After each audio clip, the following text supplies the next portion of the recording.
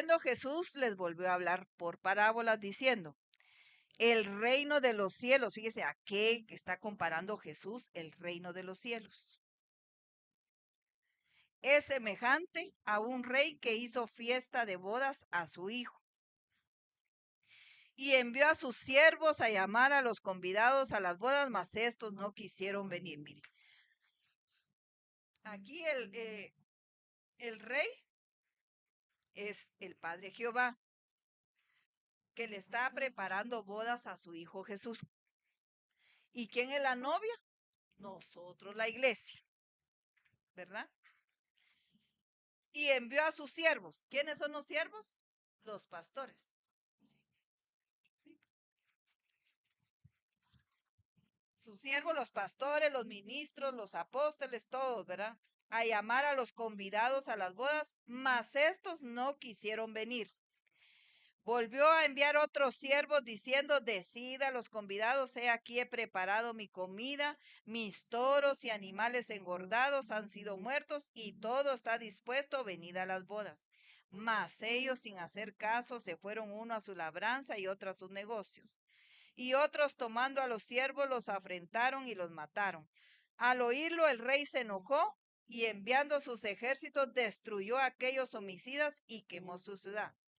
Entonces dijo a sus siervos, las bodas a la verdad están preparadas, mas los que fueron convidados no eran dignos. Eso fue Israel, el Israel terreno, ¿verdad? Que Dios les mandó profetas, les mandó apóstoles, les mandó de todo y ellos no quisieron. Y por eso ahora nos están preparando a nosotros como la novia del Cordero. Id pues a las salidas de los caminos y llamad a las bodas a cuantos halléis. Y saliendo los siervos por los caminos, juntaron a todos los que hallaron, juntamente malos y buenos. Y las bodas fueron llenas de convidados. Y entró el rey para ver a los convidados. Fíjese, entra el Señor Jehová a todas las reuniones a ver cómo estamos vestidos. Y mire lo que pasó ahí. Y vio ahí un hombre que no estaba vestido de boda, dice. Fíjese, dentro de todos había un hombre que no estaba vestido de boda.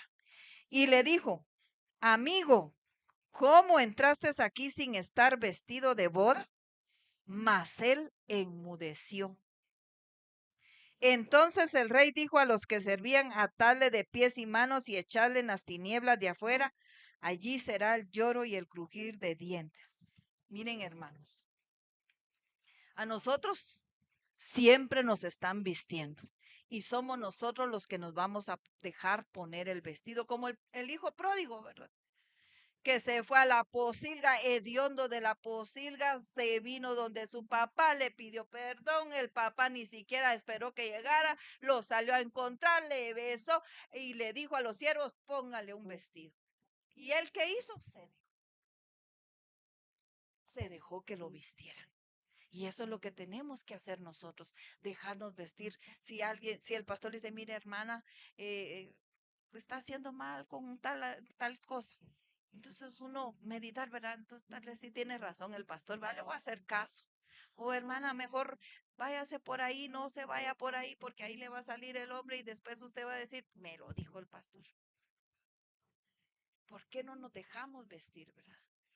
Para eso están los siervos que nos están vistiendo, que nos están dando la enseñanza, que el Señor quiere que lleguemos a ser de la estatura del varón perfecto y que siempre somos niños espirituales, hermano, haciendo berrinches.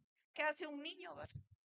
Llorando, que quiere, que es egoísta, que todo lo quiere para él, nunca damos nada.